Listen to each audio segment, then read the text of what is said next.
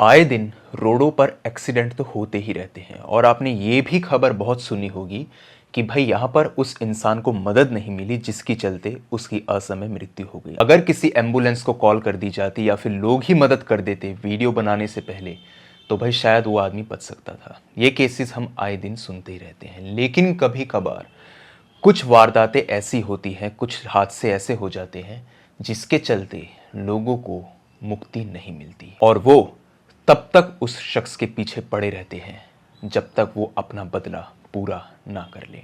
मेरा कहने का क्या मतलब है, ये पूरी बात आप इस स्टोरी को सुनने के बाद में समझ लेंगे। आज की स्टोरी जो है ये एक ऐसे ही शख्स के बारे में है जिनकी उम्र थी यहाँ पे कुछ 58 साल के आसपास। एक बार वो रोड से कहीं पर जा रहे थे, उन्होंने होते हुए देख लिया एक एक्सीडेंट। उसके बाद से लेकर के पूरे 1 साल तक उनकी जिंदगी कोहराम बन गई। तो क्या है पूरी की पूरी कहानी, डिटेल में आपको बता देता हूँ। तो ये कहानी है विक्रमजीत के बारे में। विक्रमजीत जो एक गवर्नमेंट ऑफिसर थे और अब बस वो रिटायरमेंट का यहाँ पे इंतजार ही कर रहे थे। अपनी जिंदगी में वो बहुत खुश थे। एक दिन जब वो सुबह ऑफिस जा रहे थे अपने ड्राइवर के साथ में, उस दिन डेट थी यहाँ पे कुछ 18 मई की। 18 मई की सुबह में उन्होंने अपने ड्राइवर को कहा, तुम एक काम करो, आज गाड़ी ना दूसरे रास्ते से लेकर के चलो। उसने कहा, सर हम तो रोज़ इसी रास्ते से जाते हैं, आज कौन सी खास बात हो गई जो आप कह रहे हैं कि भाई दूसरे रास्ते से चलो। नहीं नहीं, मैं कह रहा हूँ तुम बस दूसरे रास्ते से चलो, इस रास्ते से हम नहीं जाएंगे। ड्राइवर ने कहा ठीक है। ड्राइवर उन्हें दूसरे रास्ते से लेकर के जा रहा था। आज पूरे दिन उनके चेहरे के ऊपर एक अलग ही शिकन थी और बहुत ज़्यादा वो घबराए हुए भी थे। वो बस इसी चीज़ के बारे में सोच रहे थे कि आज से 1 साल पहले क्या हुआ था कि इतने में उनको महसूस होता है कि उनकी गाड़ी के शीशे के ऊपर एक दस्तक हुई है और वो भी बाहर से, चलती हुई गाड़ी के ऊपर। विक्रमजीत एकदम से अपने सपनों से बाहर आए और उन्होंने ड्राइवर से पूछा, तुम्हें कोई आवाज़ सुनाई दी है क्या, या मेरे मन का वहम था? नहीं सर, वहम वगैरह कुछ नहीं, वो रास्ता कच्चा है ना, ये तो गड्ढे वगैरह में गाड़ी जाती है तो थोड़ी हिल जाती है। आपको क्या हुआ, कुछ दिक्कत लग रही है क्या? नहीं, मुझे लगा बाहर किसी ने दस्तक दी। अरे नहीं सर, दस्तक वगैरह कहाँ से, चलती हुई गाड़ी पे कौन ही दस्तक देगा।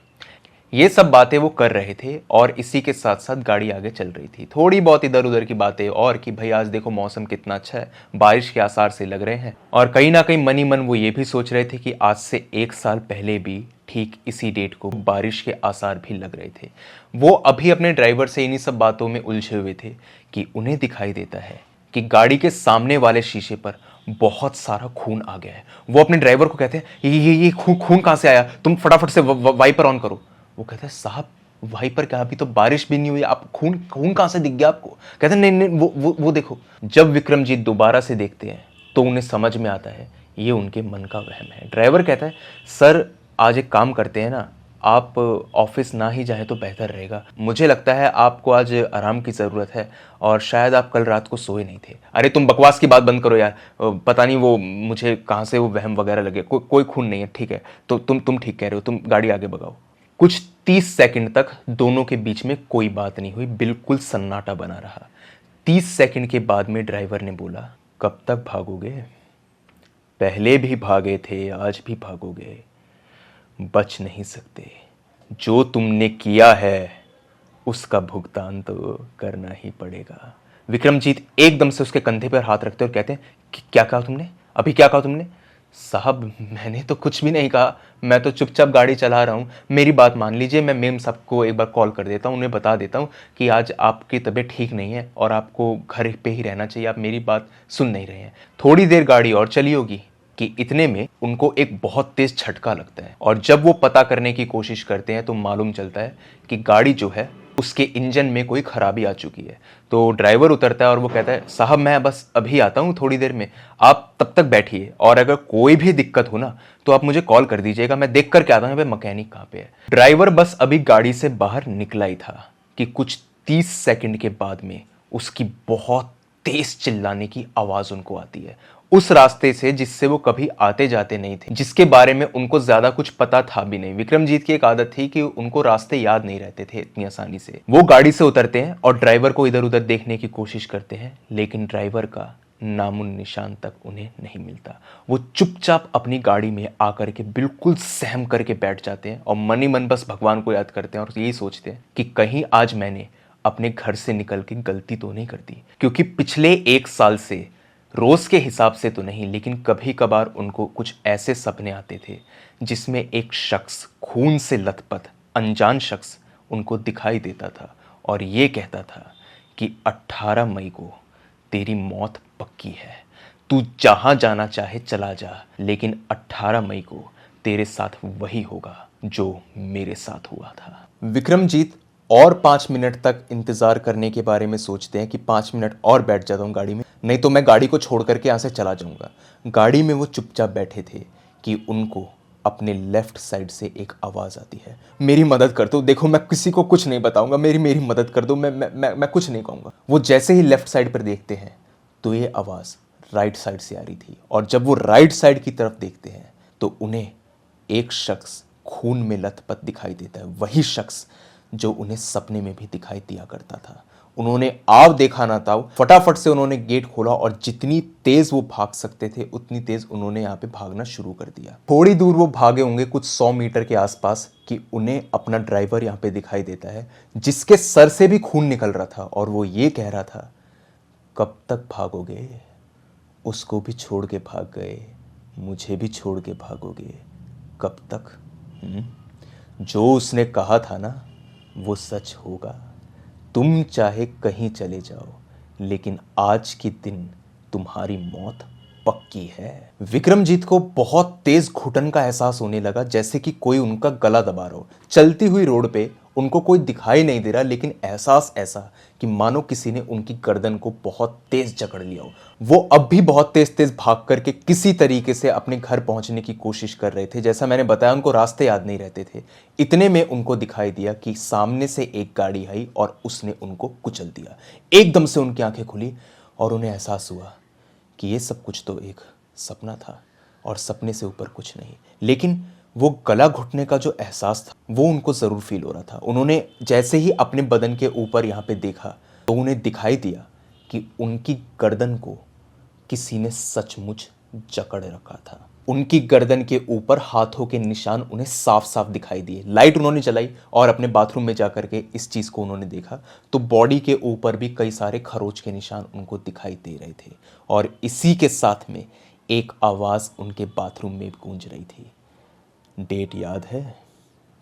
18 मई। विक्रमजीत इधर बहुत ज़्यादा घबरा गए और उन्होंने फटाफट से अपनी वाइफ को उठाया और उनको कहा, मेरे मेरे शरीर पर बहुत सारे स्क्रैचेस के निशान हैं और किसी ने मेरी गर्दन को भी दबाने की कोशिश करी, देखो देखो इधर हाथों के निशान दिखेंगे।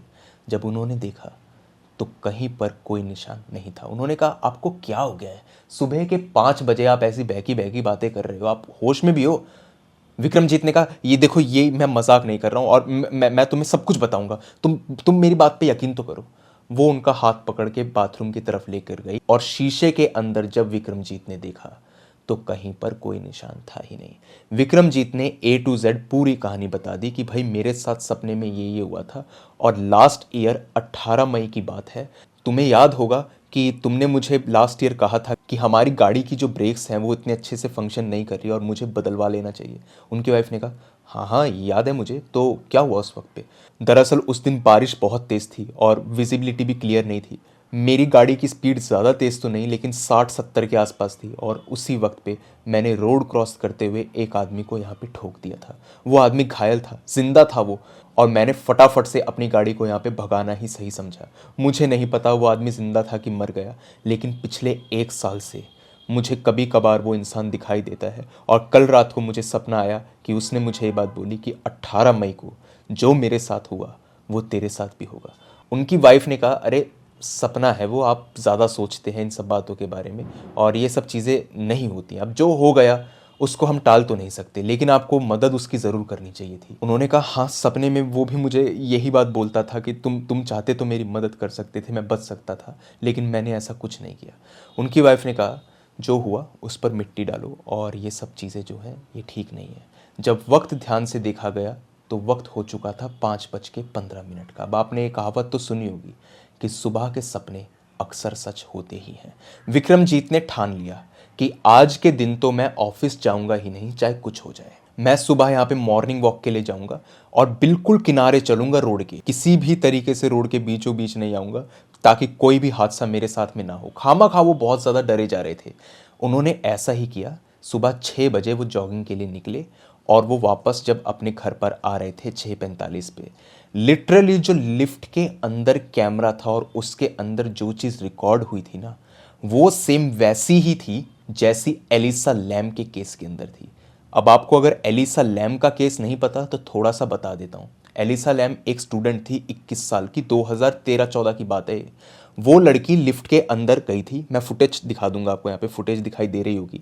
वो लड़की लिफ्ट के अंदर गई, लिफ्ट से बाहर वो झांक रही थी और किसी को कुछ दिखाई नहीं दे रहा था। लगातार वो लेफ्ट राइट वगैरह देखे जा रही थी और उसके बाद में दोबारा लिफ्ट के अंदर, फिर दोबारा लिफ्ट से बाहर।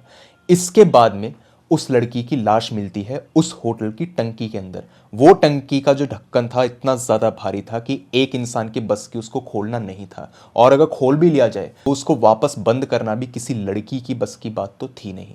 उस लड़की की लाश मिली थी कुछ 2 से 3 दिन के बाद में, और आज तक भी ये मिस्ट्री है कि एलिसा लैम की मौत कैसे हुई। कई लोग इसको मर्डर कहते हैं, कई लोग सुसाइड, और कई लोग पैरानॉर्मल एक्टिविटी। ज़्यादातर लोगों का यही मानना है कि एलिसा लैम के साथ में कुछ पैरानॉर्मल घटा था, जिसका जवाब साइंस के पास और किसी के पास नहीं है।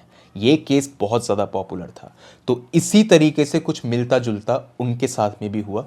अपनी लिफ्ट में वो आए थे, लिफ्ट के अंदर वो किसी से बात कर रहे थे, लिफ्ट के बाहर वगैरह नहीं गए, वो लिफ्ट के अंदर बात कर रहे थे, हाथ वगैरह वो जोड़ रहे थे अपने घुटनों पे बैठ करके, और पता नहीं ऊपर देखते देखते गिड़गिड़ा रहे थे। देख करके ऐसा लग रहा था कि मानो वो कुछ प्रे वगैरह कर रहे हैं, लेकिन उनके चेहरे के ऊपर डर के एक्सप्रेशन साफ थे। अब आप इस चीज़ को इमेजिन कर सकते हैं। मेरे पास ये रियल फुटेज नहीं है, इसलिए मैं प्ले नहीं कर सकता इस चीज़ को। और उसके कुछ 10 सेकंड के बाद में जब ये चीज़ कारगर नहीं हुई तो लिफ्ट के उन्होंने बटन वगैरह भी दबाए ताकि लिफ्ट भी खुल सके, और जब कुछ भी नहीं हुआ तो दोबारा से वो घुटने पर बैठ करके ऐसे हाथ वगैरह जोड़ने लगे, और उसके कुछ 5 से 7 सेकंड के बाद में वो अचानक से गिर गए, और देख करके ऐसा लग रहा था कि उन्हें मेजर अटैक पड़ा है। लिफ्ट उनके घर के 3rd फ्लोर पर खुल गई, और जब उनकी वाइफ बाहर आई और देखा अपने हस्बैंड को, तो मालूम चला कि हस्बैंड की डेथ हो चुकी है। मेजर अटैक हुआ और immediate on spot death. Postmortem के अंदर भी यही चीज़ आई, लेकिन जब सीसीटीवी को खोल करके देखा गया तो दूध का दूध पानी का पानी हो गया कि यहाँ पर क्या क्या विक्रमजीत के साथ में हुआ था। उन्होंने मरने से पहले अपनी बीवी को पूरी बात सच सच बताई थी कि आज के दिन ही मेरी मौत यहाँ पे लिखी हुई है। कई लोगों को ऐसे सपने आते हैं, कई लोग ये भी बात बोलते हैं कि अब्राहम लिंकन को भी ये चीज़ मालूम थी कि उनकी मौत कैसे हो जाएगी। उनको सपना तक आया था कि इस तरीके से मेरी मौत हो जाएगी, और सेम उसी तरीके से उनकी मौत हुई भी थी। अब ये कॉन्स्पिरेसी थ्योरी है कि सच है, इसके बारे में तो भाई आप बहस कर सकते हैं, लेकिन कई लोग ऐसे होते हैं जिनको अपने भविष्य का अंदाज़ा हो जाता है, और कहते हैं ना, मौत से कितना ही बच के भाग लो, उसको आना है तो आ ही जाएगी। कुदरत 1 सेकंड भी ऊपर नहीं देगी। जिसकी मौत जिस तय समय पर लिखी है उसी तय समय पर होगी, और यही कुछ हुआ विक्रमजीत के साथ में भी। अगर शायद वो उस शख्स को बचा लेते तो शायद से आज वो जिंदा होते, लेकिन उनकी एक गलती उनके ऊपर इतनी भारी पड़ेगी, इसका अंदाज़ा तक उनको नहीं था। कुछ भी ऐसा नहीं था लिफ्ट के अंदर कि लाइटें जलने बुझने लग गई हो, गेट अचानक से खुलने बंद शुरू हो गए हो, या फिर वो हवा में उड़ने शुरू हो गए हो, किसी ने उनके मुंह पे मुक्के मारने शुरू कर दिए हो, जैसे आप इधर हॉरर सीरियल वगैरह में या फिर वेब सीरीज मूवीज़ में देखते हैं। वैसा कुछ नहीं था। जैसा एलिसा लैम के केस के अंदर भी अभी आपने अगर फुटेज देखी है तो उसमें भी ऐसा ही था कि वो लड़की अचानक लिफ्ट के अंदर बाहर जाए जा रही थी और उसके साथ में ये सब कुछ हो गया। सेम कुछ मिलता जुलता वैसा ही उनके साथ में भी हुआ, और यही देखा जाता है कि पैरानॉर्मल के केस के अंदर ज़्यादातर जो चीज़ें होती है ना, जो हमें फिल्मों में दिखाई जाती है, वो ज़्यादातर चीज़ें फेक होती हैं। असल में सिर्फ वही आदमी एक्सपीरियंस कर पाता है उस पैरानॉर्मल इवेंट को जिसके साथ में ये सब कुछ हो रहा है। बाकी किसी को कुछ नहीं दिखाई देता। उनकी वाइफ को कभी वो शख्स नहीं दिखाई दिया। उन्हें मालूम भी नहीं कि उस शख्स का घर कहाँ पे था, किसी तरीके से उसकी फैमिली से बात करी जाए, कुछ नहीं पता। एक दिन ऐसा आया कि उनके हस्बैंड ने उनसे सुबह में पूरी बात करी, और उसके कुछ 45 मिनट से 1 घंटे के बाद में सिर्फ उनकी लाश मिली। आज तक भी ये सदमा जो है उनकी वाइफ भुला नहीं पाई है, और वो यही बात बोलती हैं कि आखिर मैं इन सब चीज़ों पर विश्वास कैसे ना करूं, क्योंकि जो मैंने सुबह सुना और उसके बाद में जो मेरे हस्बैंड के साथ हुआ वो 100% एक सच है, कोई माने या ना माने। तो यही थी पूरी की पूरी स्टोरी। आप मुझे बताइए आपको स्टोरी कैसी लगी, अच्छी लगी या बुरी लगी। इसी के साथ में अगर आपके पास में भी कोई ऐसा ही हॉरर और क्रीपी इंसिडेंट है तो आप मेरे साथ शेयर कर सकते हैं मेरी जीमेल और इंस्टा आईडी पर। जीमेल आईडी ऊपर दिखाई दे रही होगी आपको और इंस्टा आईडी का लिंक डिस्क्रिप्शन सेक्शन में मौजूद है। दोनों ही प्लेटफॉर्म्स में से जिस भी प्लेटफॉर्म पर आप कंफर्टेबल हो वहाँ पर जाकर के अपनी स्टोरी मेरे साथ साझा कर सकते हैं। तो आज की वीडियो के अंदर बस इतना ही। अब जल्द मिलता हूँ एक अगली वीडियो में, तब तक के लिए टेक केयर, गुड बाय।